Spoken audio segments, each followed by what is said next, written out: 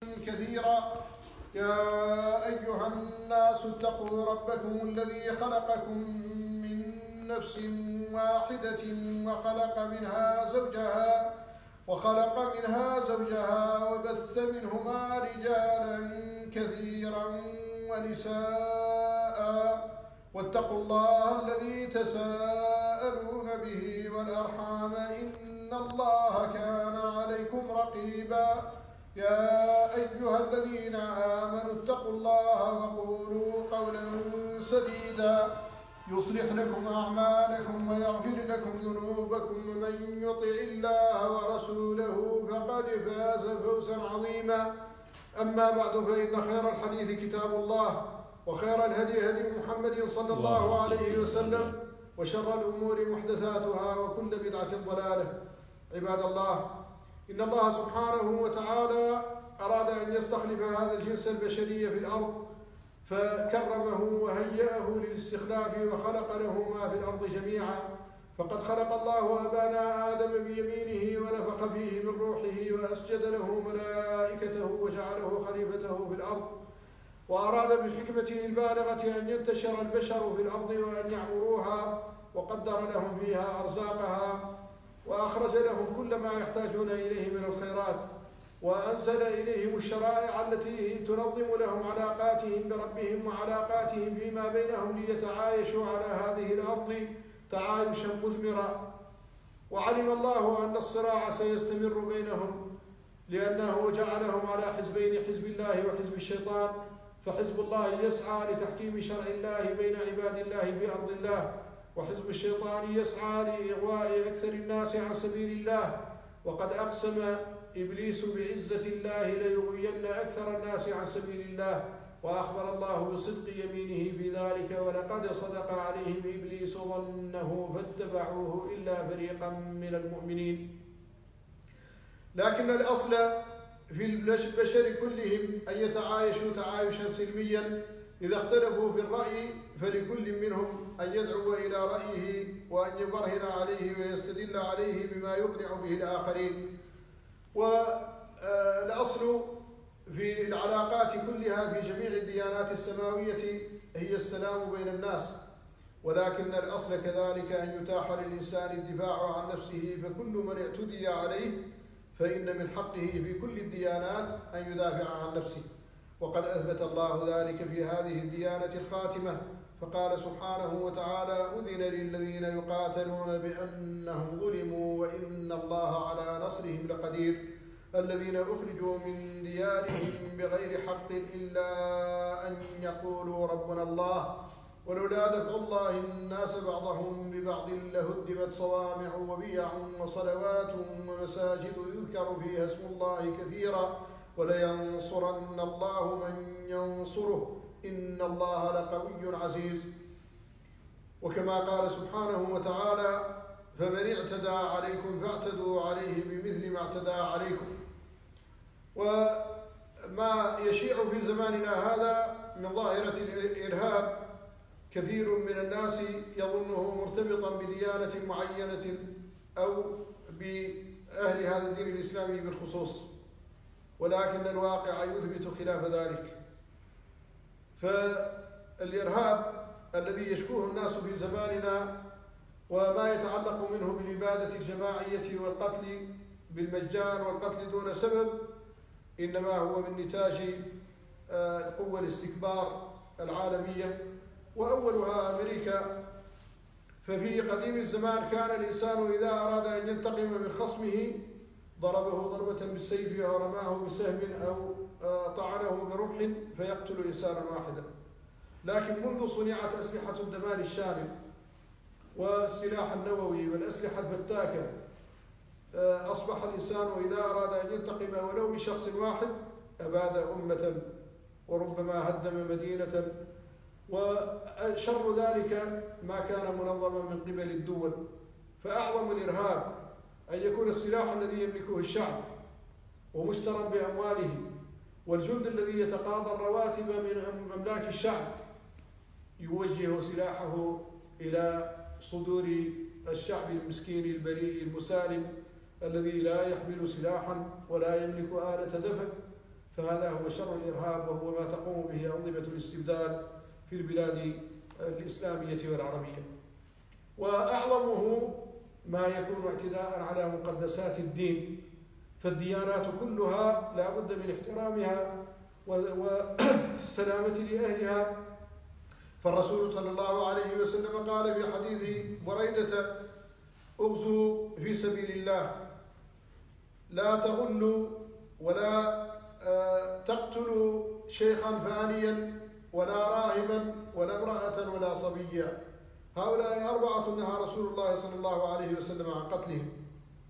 وكذلك بين أننا سنلقى أقواما انفردوا في أديرة للعبادة ونهى عن التعرض لهم صلى الله عليه وسلم، فلا يتعرض لمن لا ضرر على هذه الدعوة ولا على المسلمين منهم، ولو كان على ملة أخرى يترك له ما هو فيه، يدعى إلى الإسلام، فإن لم يستجب فإننا لا نخاف من بأسه ولا نتعرض له.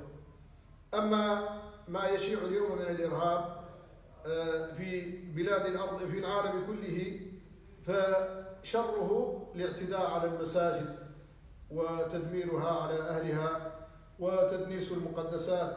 وأنتم تعلمون أننا اليوم في هذه الجمعة نشهد حدثا قل ما يكون في التاريخ، وهو إغلاق المسجد الأقصى ومنع المصلين من الصلاة فيه ومنع الناس فيه من رفع الأذان وإغلاق جميع بواباته والاعتداء على أهله جميعا، ومنهم حراسه وأئمته والمدرسون فيه، ومنعهم من الوصول إليه، والاعتداء على النساء والشيوخ والكبار والصغار.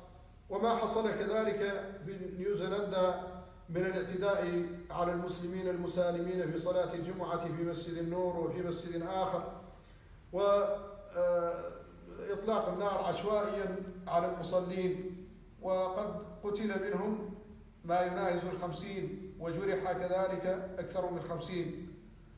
وهذا الاعتداء لن ينسب إلى الإرهاب في تقويم العالم، لأن الإرهاب عند العالم كله يختص بالمسلمين، وإذا صدر من غير المسلمين لا يسمى إرهابا. إلقاء القنابل النووية التي ألقيت في اليابان واستعمال أسلحة الدمار الشامل كلها، سواء كانت كيميائية كما حصل في سوريا أو كانت من غير ذلك بالأسلحة التي يجربها الروس الآن في سوريا، وقد أعلنوا أنهم جربوا عددا من الأسلحة التي لم يستعملوها من قبل، وما يستعمله الصهاينة كذلك من أنواع الأذية. كل هذا لا يصنفه كثير من العالم وساسته، ومع الأسف منهم ساسة العالم العربي لا يصنفونه إرهابا، وإنما يزعمون أن المسالمين الذين يخرجون في مسيرة سلمية راقية لا يتعرضون لأحد بأذى أو يعتصمون عند مسجد يطالبون بحق أثبته لهم الشرع وأثبته لهم القانون وتثبته لهم أعراف العالم كله، أن هؤلاء هم الإرهابيون الذين يجب قتلهم وإبادتهم إبادة جماعية، كما شاهدنا في ميدان رابعة العدوية في القاهرة وفي ميدان نهضة مصر في القاهرة كذلك. كلها إبادات جماعية على أعين العالم تنقلها الشاشات ويراها الناس، ولا يستنكرها أحد ولا يصنفها على أنها عمل إرهابي. إن هذا هو الحكم، هو الكيل بمكيالين، والحكم بخلاف الواقع، وهو ما يخالف مقتضى العقول بالكلية. فالعسكر الذين يطلقون الرصاص على الأبرياء لو فكروا لعرفوا أن هذا الشعب الذي يقتلونه هو الذي يدفع لهم الرواتب شهريا، وأن السلاح الذي يحملونه هو من أملاك هذا الشعب وأمواله. لو فكروا لوجدوا أن الذين يقتلونهم لم يطلقوا عليهم رصاصة ولم يجرحوا منهم أحدا ولم يضربوا أحدا ولم يسبوا أحدا ولم يأخذوا مالا لأحد. كيف تتعرض وأنت لإنسان تريد قتله وهو أخوك في الدين والوطن واللون والعرق واللغة، ليس بينك وبينه افتراق، ومع ذلك تقتله؟ لم يقل لك كلمة واحدة تخدش ولا أذية، ولم يأخذ لك مالا ولم يضربك ولم يتعرض لك بأي تعرض. إن هذا هو الإرهاب بعينه، بل هو ما يمكن أن يسمى إرهابا. وأنتم تعلمون جميعا أن مثل هذا النوع من الأمور تشاع في الإعلام، ويقصد بذلك التضليل لتوسخ الحقائق وتقلب. والله تعالى يقول: ما لكم كيف تحكمون، ويقول: أفنجعل المسلمين كالمجرمين، ما لكم كيف تحكمون. بارك الله لي ولكم في القرآن العظيم، ونفعني وإياكم بما فيه من الآيات والذكر الحكيم، وتاب علي وعليكم إنه هو التواب الرحيم.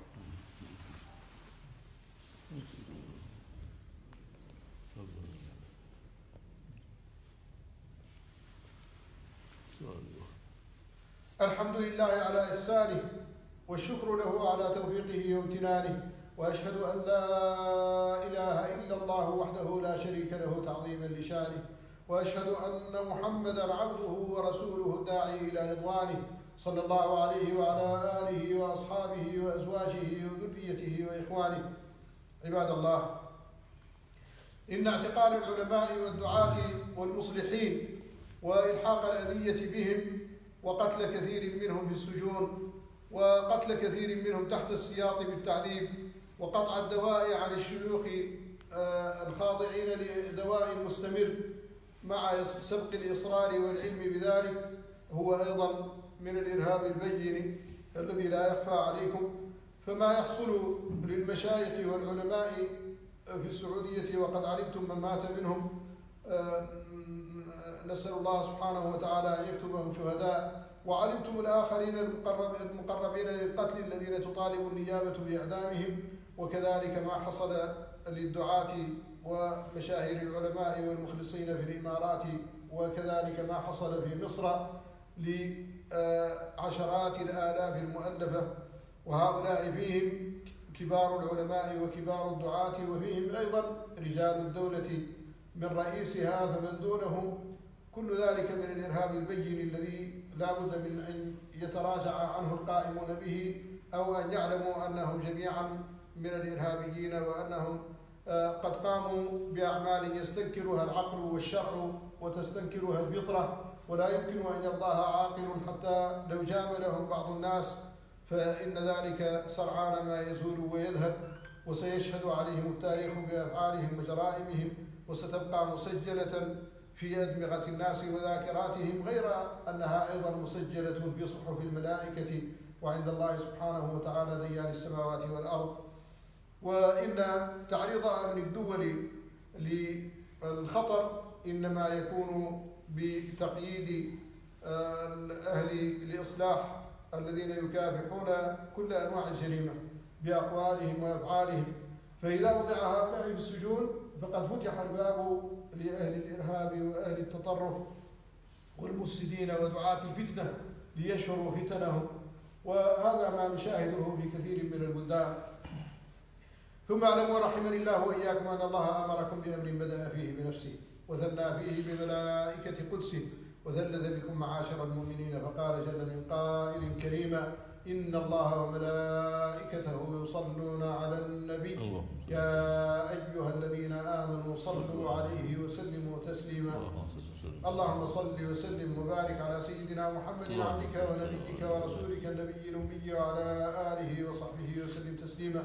اللهم أعز الإسلام والمسلمين وأذل الشرك والمشركين وأوهن كيد الكافرين وانصرنا عليهم أجمعين.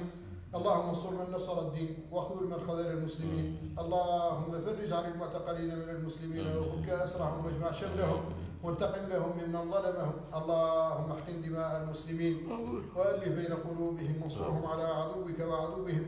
اللهم انصر المسلمين في كل مكان نصرا عزيزا. اللهم ألف بين قلوبهم وأصلح ذات بينهم ومكن لهم في أرضك ومكن بهم لدينك يا أرحم الراحمين. اللهم آمنا في دورنا وأصلح أئمتنا وولاة أمورنا، واجعل ولايتنا في من خافك واتقاك واتبع رضاك، واجعل المال في أيدي أصفيائنا. اللهم اجعل هذا البلد آمنا مطمئنا رخاء سخاء سعة وسائر بلاد المسلمين يا أرحم الراحمين. اللهم رد عن أهل هذا البلد كيد الكائدين ومؤامرات المتآمرين. اللهم إنا نسألك أن ترد عنهم كيد الكائدين في نحورهم، وأن تبلغهم مرادهم، وأن تنجحهم في كل مقاصدهم الصالحة. اللهم إنا نسألك أن تفرج عن إخواننا الإيغور في الصين، وأن تفرج عن إخواننا في بورما بأحسن الفرج العاجل من عندك. اللهم فك أسر المسؤولين من المسلمين في مصر وفي السعودية والإمارات واليمن وفي سوريا وفي فلسطين وفي العراق وفي كشمير وفي طاجيكستان وفي بنغلاديش وفي الصين وفي كل مكان. اللهم فرج همومهم ونفس كروبهم وفك أسرهم ومكن لهم في أرضك ومكنهم ممن ظلمهم. اللهم خذ لهم بثأرهم أجمعين يا أرحم الراحمين.